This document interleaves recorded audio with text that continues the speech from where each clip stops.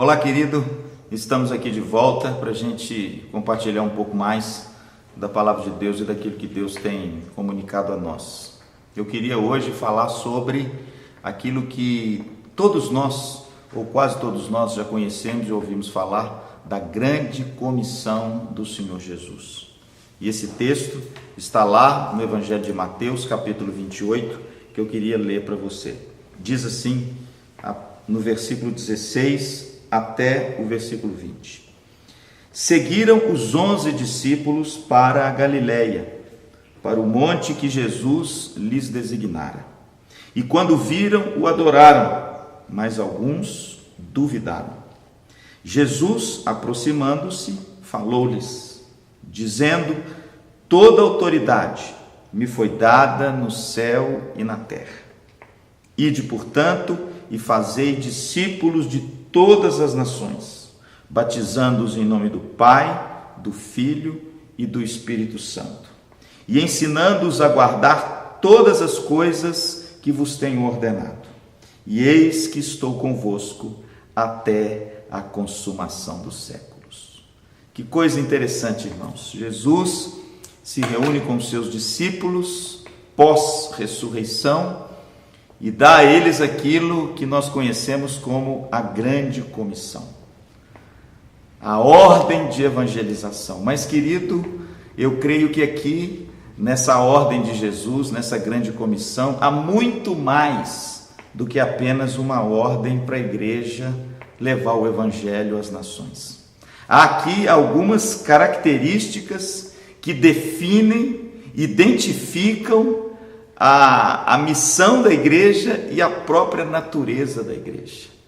Estão aqui, nessas palavras de Jesus, algo que identifica a igreja, algo que nos mostra a natureza da igreja e da sua missão.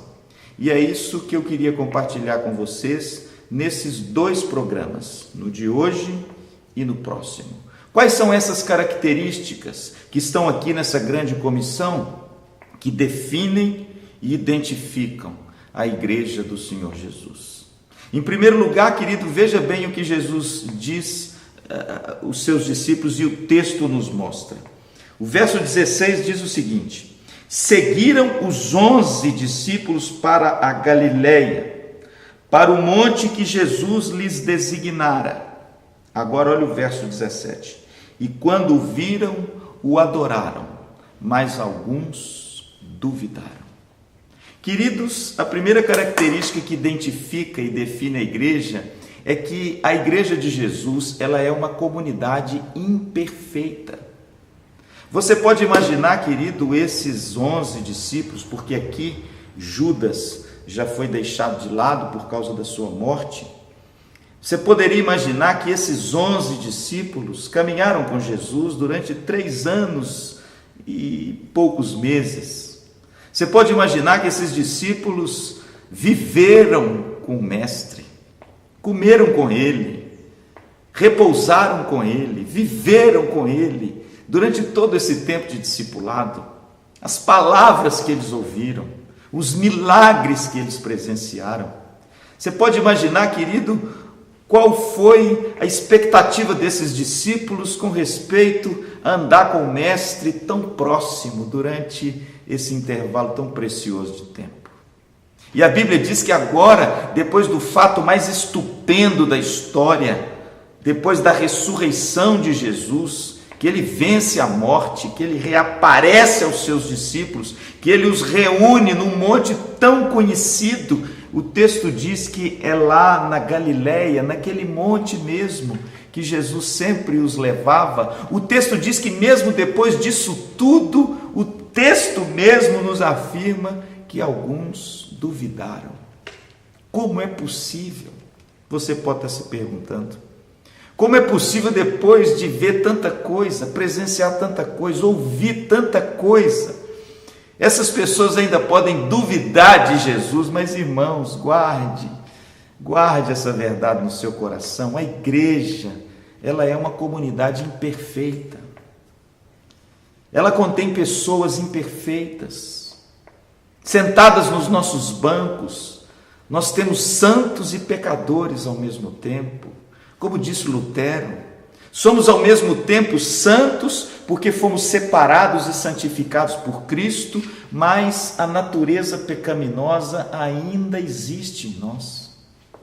E de repente, queridos, quantas dúvidas, quantas angústias, quantos medos, quantas incertezas, quantas coisas a gente enfrenta por causa dessa natureza ainda caída nossa, por causa dessa propensão que a gente tem que lutar contra ela, que é o pecado. Que coisa, querido, você precisa entender isso. Se você quiser uma igreja perfeita, pede a Deus para te levar então para a glória, porque é lá que está a igreja gloriosa, triunfante com o Senhor Jesus. Enquanto nós estivermos aqui, queridos, nós vamos ter problema. O sujeito vai pisar no seu calo, ele vai falar algumas coisas que você não vai gostar, e você também vai falar alguma coisa que ele não vai gostar. De repente você vai ficar emburrado com alguma coisa, de repente você vai soltar os cachorros em alguém. Mas, querido, saiba de uma coisa: não existe nessa terra igreja perfeita. Sabe por quê? Porque é uma comunidade de santos e pecadores ao mesmo tempo. E a gente precisa compreender isso. Tanta gente hoje pulando de igreja em igreja, buscando cada semana uma nova igreja, porque de repente se decepcionou com alguma coisa, de repente teve qualquer problema com alguém na igreja. Querido, deixa eu te dizer uma coisa: decepção e problema e frustração nós vamos causar nas pessoas, e as pessoas vão causar em nós enquanto nós estivermos nessa peregrinação aqui. A Bíblia diz que alguns duvidaram. Imagina só, duvidar de Jesus depois da ressurreição, duvidar de Jesus depois que ele venceu a morte e apareceu a eles. Mas é isso, irmãos. A igreja é uma comunidade imperfeita, e essa verdade precisa fazer parte da sua vida para fazer de mim e de você pessoas mais humildes, mais ternas, mais compreensivas, mais fraternas, mais dispostas a lidar com o meu erro pessoal, mas também com o erro do meu irmão. Amém? Então guarde essa primeira característica: a igreja é uma comunidade imperfeita. Mas olha só o que agora sim Jesus declarou para esses discípulos. Verso 18: Jesus, aproximando-se, falou-lhes dizendo: toda autoridade me foi dada no céu e na terra. Que coisa gloriosa, irmãos. A igreja é uma comunidade sustentada pelo poder de Deus. Que coisa gloriosa, irmãos, essa característica da igreja.